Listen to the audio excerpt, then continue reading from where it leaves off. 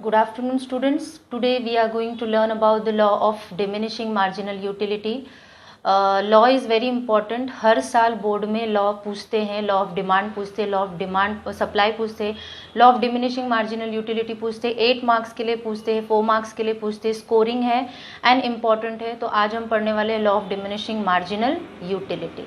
So law of diminishing marginal utility, हम law जो पढ़ते हैं वो पर्टिकुलर कोई भी कंसेप्ट को समझने की कोशिश करते हैं. तो यहाँ पे हम समझने वाले कि एक कंज्यूमर जब कोई भी कमोडिटी को कंटिन्यूसली कंज्यूम करता है, मतलब लगातार कंज्यूम करता है, तो उसकी जो यूटिलिटी है वो धीरे धीरे क्या होने लगती है, डिमिनिश होने लगती है, कम होने लगती है. और यूटिलिटी कैसे मार्जिनल, क्योंकि वो additional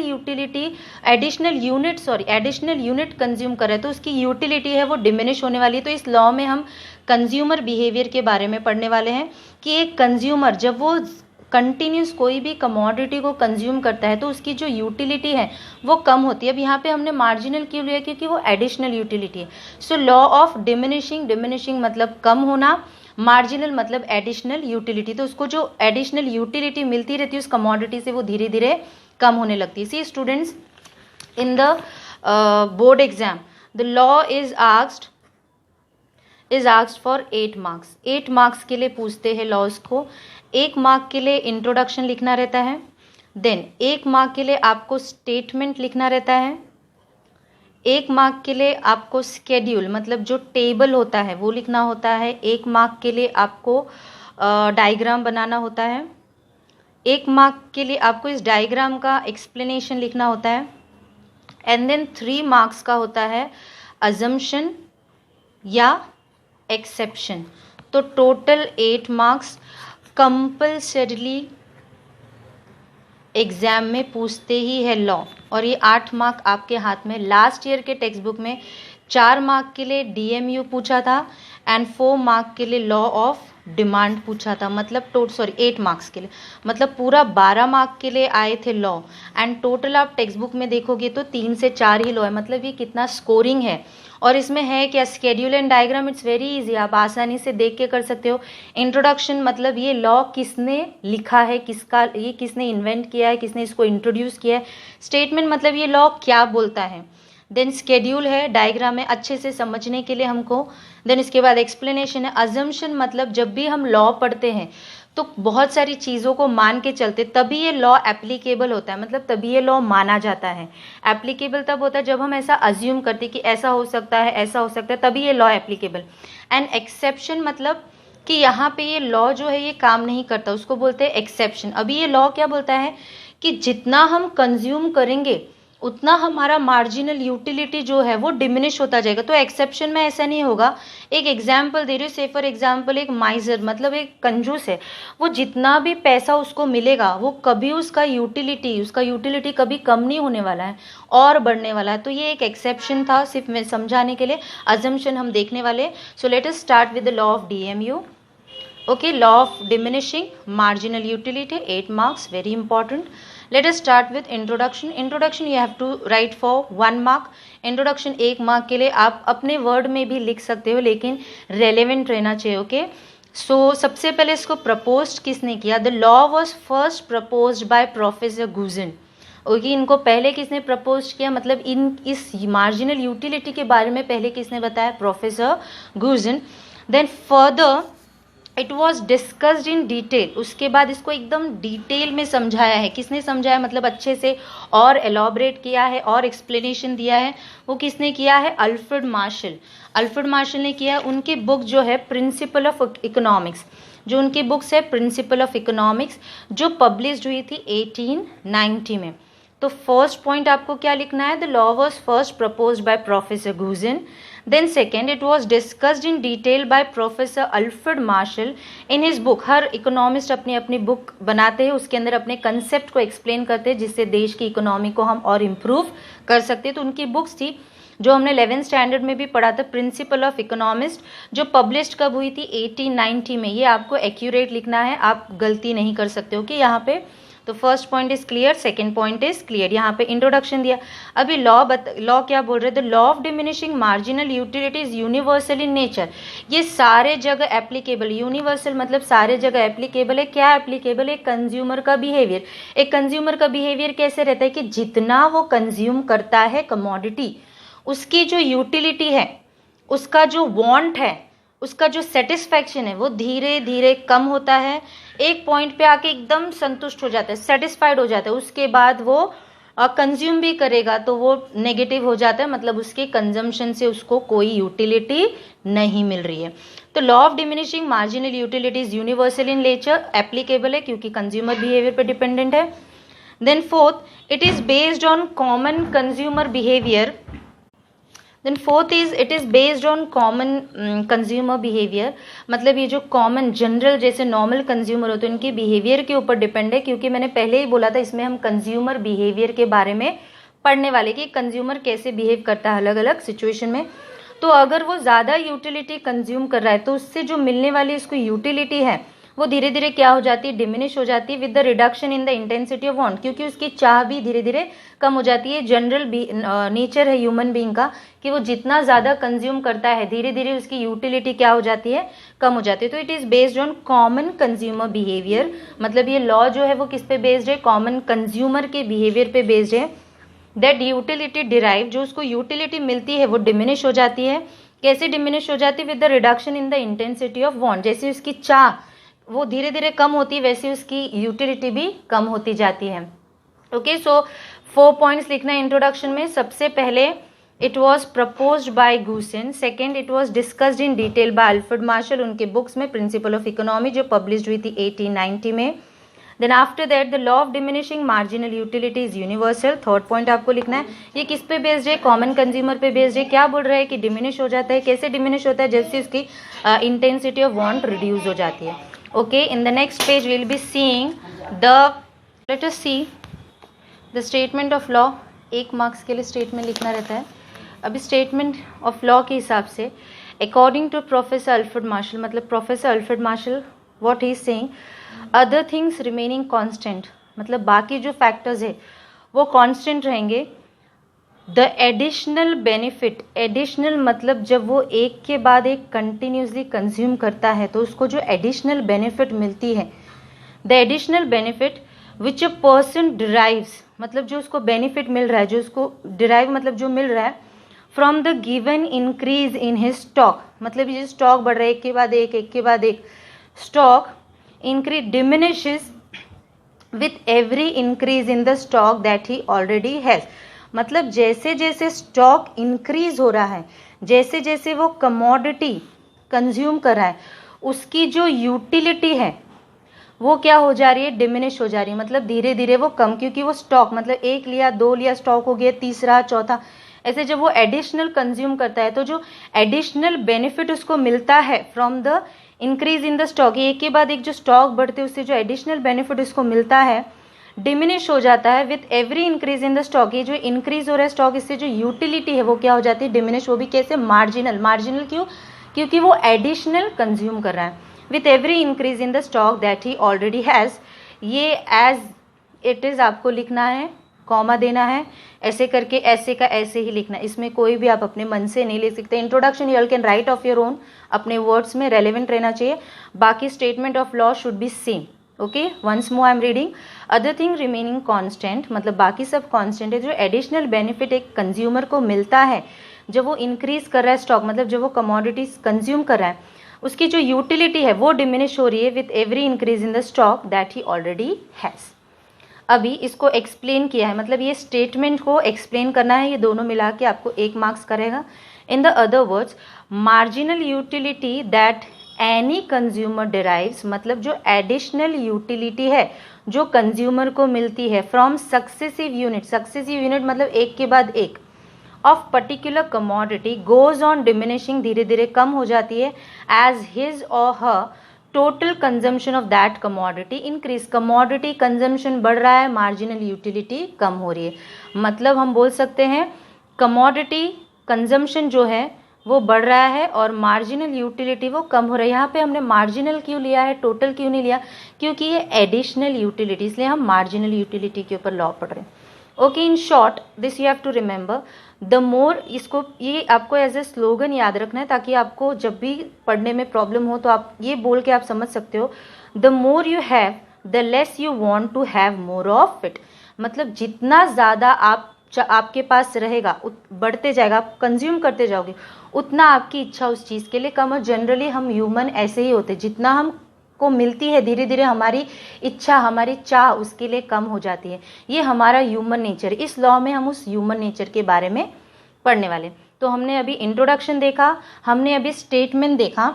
now will see the assumption. Assumption मतलब मान के चलना, अज्यूम करके चलना। Okay, for studying the law we have to assume certain factor. तभी ये लॉ जो है, ये हमने जो लॉ पढ़ा है, ये तभी एप्लीकेबल होगा जब मैं ये सब मान के चलूंगी। तो सबसे पहले क्या मान के चलना है, कंज्यूमर रैशनल है, मतलब वो नॉर्मल है, अब नॉर्मल नहीं है, तो कंज्यूमर इज नॉर्मल। ओके, ये मान के चलना है। दूसरा, कार्डिनल मेजरमेंट। देखो जब मैं फीचर्स पढ़ा रही थी तभी मैंने बोला था कि ऑल कैन नॉट मेजर, मतलब क्योंकि वो ह्यूमन साइकोलॉजी से रिलेटेड है, आप मेजर नहीं कर सकते। Degree of comparison is possible but measurement is not possible. ये लॉ पढ़ने के लिए हमको ऐसा मान के चलना है कि we can measure in number like 1 2 3, हम इसको कैलकुलेट कर सकते हैं, हम इसको माप सकते हैं। एक्चुअली में ऐसा होता नहीं। तो एक हमको मानना है रैशनल है, दूसरा हमको मानना है कार्डिनल मेजरमेंट। तीसरा, होमोजिनिटी। होमोजिनिटी मतलब जितने भी मैं कमोडिटीज कंज्यूम कर रही हूँ वो सब एक जैसा है, न बहुत बड़ा न बहुत छोटा। ओके, एक जैसी कमोडिटीज। एप्पल तो सिर्फ एप्पल ही कंज्यूम कर रही हूँ और वो एप्पल एक जैसे ही है।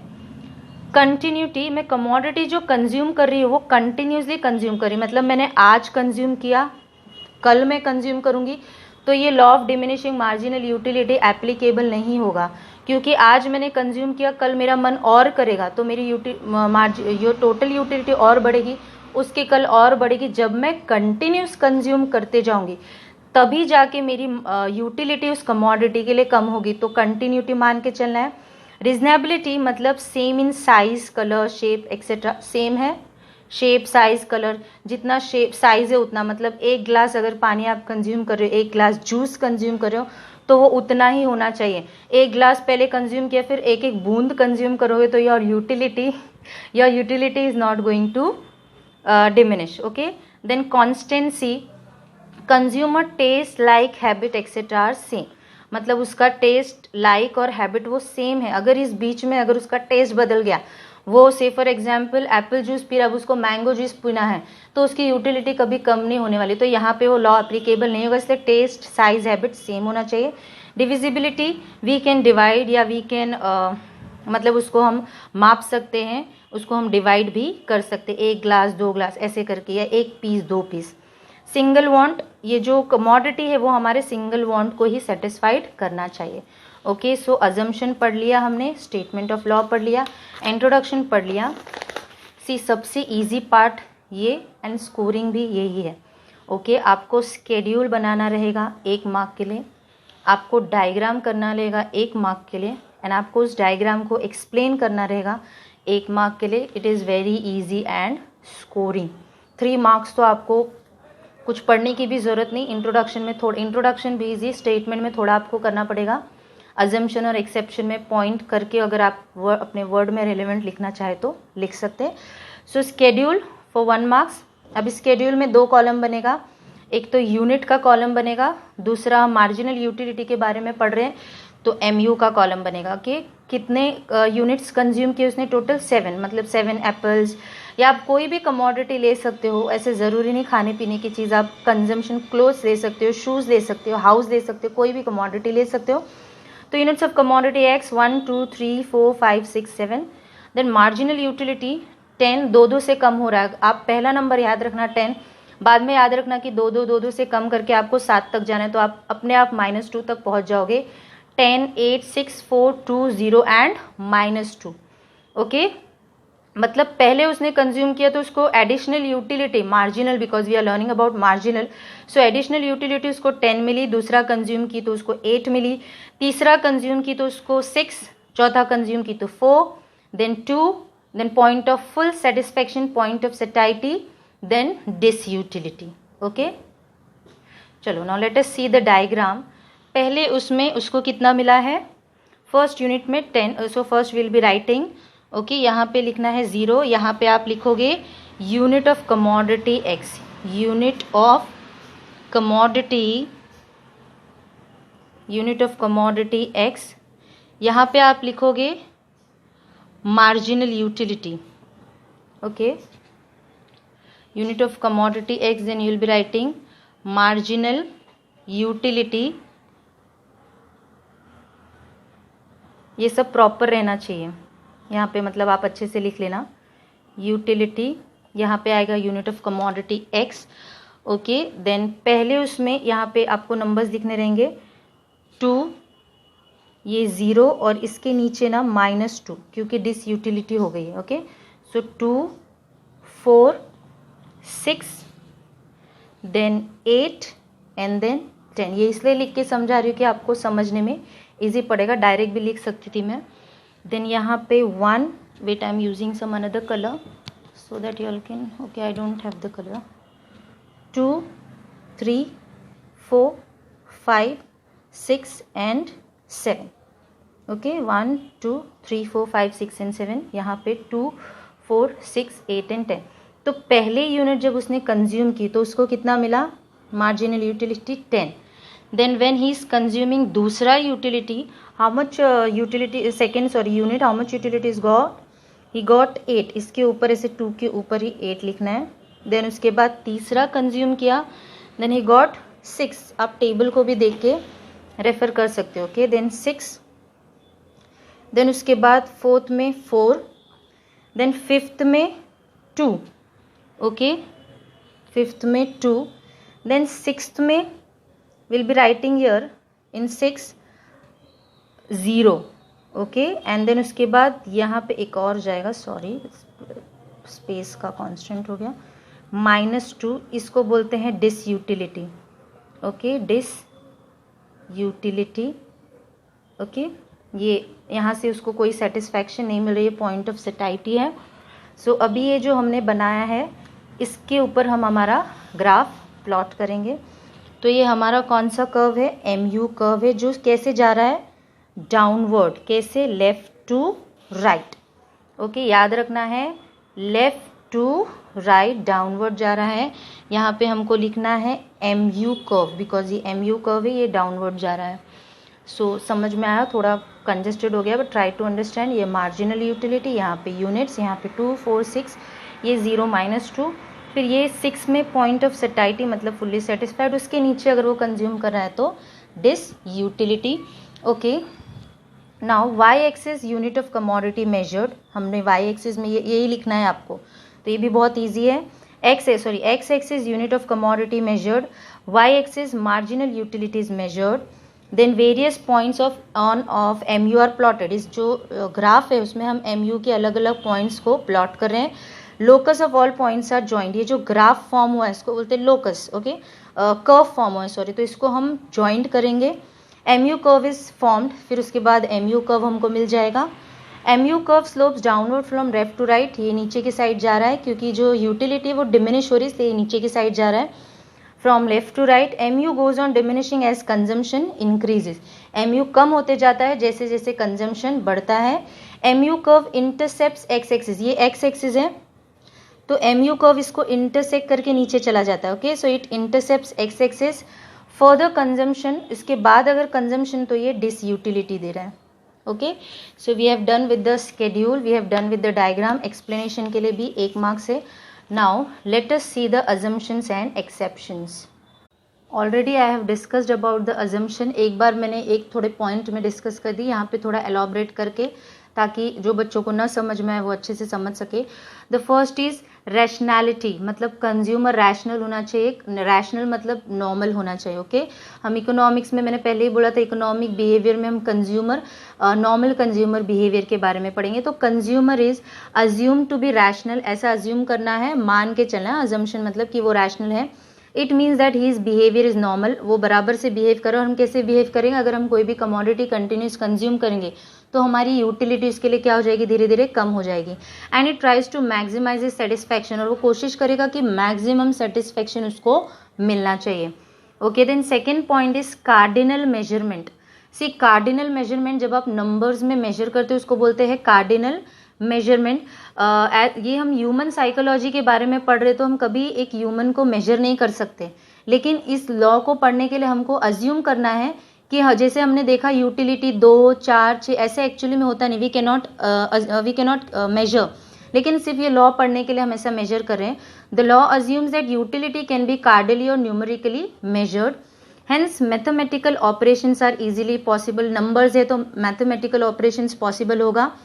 To know and compare the utility derive from each unit of commodities के हेल्प से हम जान सकते हैं कि धीरे धीरे यूटिलिटी क्या होते जा रही है, मार्जिनल यूटिलिटी कम हो जा रही है. नंबर्स की हेल्प से हम कंपेयर कर सकते हैं. Third is homogeneity. All units of commodity are consume exactly homogeneous, same है, identical in size, shape, colour, taste. Say for example apple है तो रेड ही रहना चाहिए, एक ही शेप का रहना चाहिए, साइज भी एक ही रहना चाहिए, टेस्ट मतलब मीठा ही रहना चाहिए. ऐसा अज्यूम करके हम पढ़ेंगे homogeneous. Then continuity. All units of commodity are consumed in quick succession without any lapse of time. मतलब कंटिन्यूस कंज्यूम करे, बिना टाइम गैप नहीं होना चाहिए. आज किया कल करोगे तो यूटिलिटी थोड़ी डिमिनिश होगी, वो तो उतनी की उतनी होगी, आप बढ़ भी सकती है, लेकिन ये पढ़ने के लिए हमको कंटिन्यूस बैठ के वो कंज्यूम करे, तभी उसकी यूटिलिटी क्या हो जाएगी, कम हो जाएगी. Then reasonability. All units of commodity consumed are of reasonable size. एक ही साइज का है, they are neither too big not too small, ना तो बहुत ज़्यादा बड़ा है. जैसे कि पहले आप एक ग्लास भर के जूस पी रहे से, फॉर एग्जाम्पल अगर जूस का भी एग्जाम्पल ही है, एंड बाद में आप एक एक थोड़ा थोड़ा सिप में ले रहे हो, तो फिर वो तो यूटिलिटी डिमिनिश नहीं हो. एक ग्लास भर के लिए और उतने ही साइज का होना चाहिए, तभी ये लॉ एप्लीकेबल होगा. Then sixth is constancy. All the factors related like income, taste, habit, choice, like, dislike of a consumer should remain constant. मतलब इसकी जो लाइक है, डिसलाइक है, टेस्ट, हैबिट, ये भी बदलना नहीं चाहिए, सेम टू सेम. ये जब तक ये यूटिलिटी मतलब ये पढ़ रहे तब तक उसका ये कांस्टेंट ही रहना चाहिए, कोई भी चेंजेस नहीं होना चाहिए. Divisibility. The law assume that commodity consume by the consumer is divisible. मतलब जो भी वो कमोडिटी कंज्यूम करे उसको मैं डिवाइड कर सकती हूँ, माप सकती हूँ, एक ग्लास, 2 ग्लास, एक स्लाइस, 2 स्लाइस, ऐसे करके. Okay, it is acquired in small quantity. Single want. A given commodity can satisfy single want of a person. The law assumes an experience of a single want is completely satiable at a given point of time. मतलब वो पूरी तरीके से satisfied है. Okay, ये तो हमने देखा. देखो यहाँ पे अच्छे से दिया है, I will explain afterwards. Now see the ये अपना exception.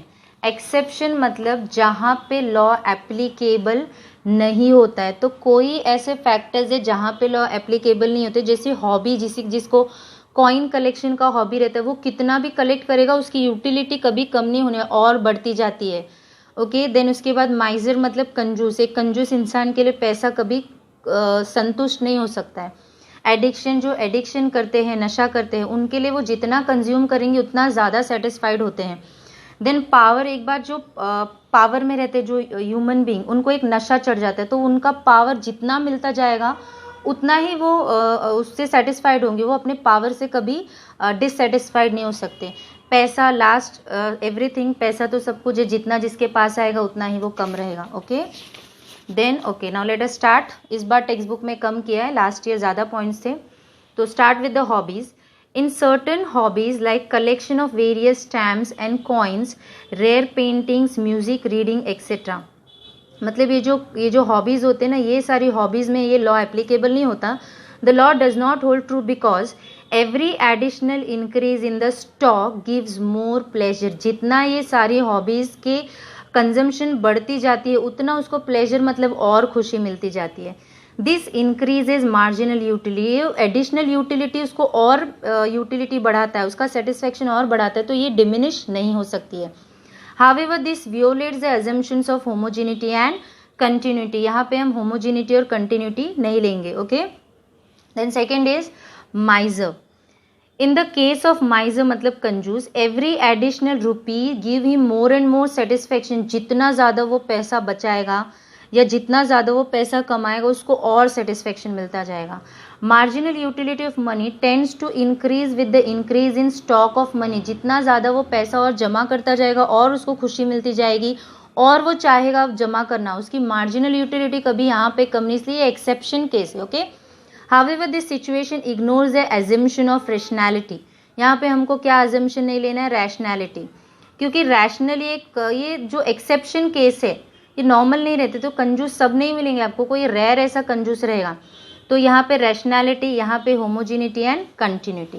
Now the third is addiction, जो अल्कोहल वगैरह एडिक्ट करते हैं, नशा करते हैं, उनके लिए it is observed in case of drunkard, जो दारू पीते हैं, that the level of intoxication, intoxication मतलब जो नशा होता है, increases with every additional unit of liquor consume, मतलब जितना ज़्यादा वो लीकर यानी दारू कंज्यूम करता है उसका इंटॉक्सिकेशन मतलब नशा जो है वो और बढ़ता जाता है, कम नहीं होता, और जितना ज़्यादा वो कंज्यूम करेगा उतना ज़्यादा सेटिस्फाइड होगा, मतलब मार्जिनल यूटिलिटी कभी डिमिनिश नहीं होने वाली है। So MU receive by drunkard में increase, actually it is an only an illusion, illusion मतलब एक भ्रम है। This condition is similar to almost all addictions, however this violates the assumption of rationality, because नशे में जाने के बाद ही इज नॉट रैशनल, तो वो एक पीता जाएगा कि हाँ मैं और पीऊंगा तो और सेटिस्फाइड हो जाऊंगे, ऐसे एक वो सोच रहते हैं उनके अंदर। Okay, then fourth point is power, ये जो पॉलिटिकल लीडर्स रहते हैं इनको जो एक बार पावर्स का जो नशा मिल जाता है फिर वो उनसे उनको जितना पावर बढ़ता है उतना उनका सेटिस्फेक्शन और बढ़ता है, मतलब उनकी मार्जिनल यूटिलिटी कभी डिमिनिश नहीं हो सकती। तो this is an exception to the law because when a person acquires power, एक बार उसको पावर मिल जाता है, ही इज लस्ट, उसका जो एक नशा एक तरीके से बोल सकते फॉर पावर इंक्रीजेज, उसकी चाह भी बोल सकते increases, he desires to have more and more of it, however this again violates the rationality assumption. Okay, then money is everything we all know. It is said that MU of money never becomes zero, क्योंकि marginal utility पैसे के लिए कभी, क्योंकि कोई भी इंसान रो जितना ज़्यादा पैसा कमा रहे हो आपकी यूटिलिटी है ना उस चीज़ के लिए उतना ही बढ़ती जाएगी, कभी कम नहीं होगी। मतलब कोई इंसान नहीं बोलेगा कि मैं सिर्फ इतना कमाऊंगा बस मुझे इतना ही चाहिए, वो जैसे जैसे आप कमाते जाते हो आपकी जो पैसे के लिए यूटिलिटी है वो हमेशा बढ़ती जाती है।